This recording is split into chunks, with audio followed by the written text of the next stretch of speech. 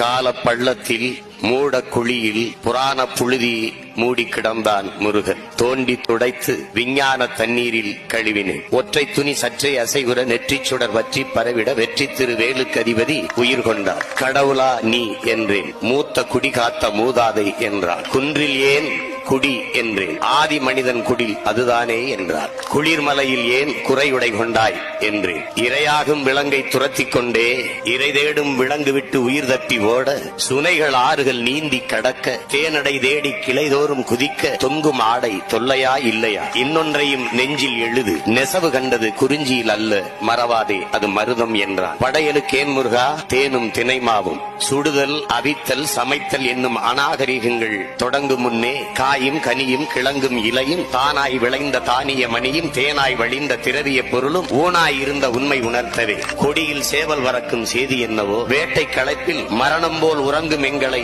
அதிகாலையில் எழுப்பும் முதல் பறவை அதுதானே என்றார். கல்லாயுதம் தோற்ற விடத்து வேலாயுதம் கண்ட முதல் மனிதன் நான் என்றார். வேலின் தொழில்கள் விளம்ப கேள். வேட்டை காட்டில் வெற்றி தந்ததும் வேளாண்மைக்கு காவல் தந்ததும் மடவார் தம்மின் மானம் காத்ததும் மாற்றார் வெருட்டி மண்புலம் காத்ததும் முன்னோடிகளின் முன்னோடிகளை விளங்குண்ணாமல் அன்னால் காத்து ஆயுதமானதும் கைவேல் கைவேல் கைவேல் தானடா. கைவேல் இல்லையே நீ நான் ஏதடா. தாத்தா என்றேன் நான் பேரனே என்றான் முருகன். இருவர் தள்ளுவல் இறுக்கத்தில் நொறுங்கி சிதறி கிடந்தன நூற்றாண்டின் துகள்கள். கைவேல் கைவேல் கைவேல் தானடா. கைவேல் இல்லையே நீ நான் ஏதடா.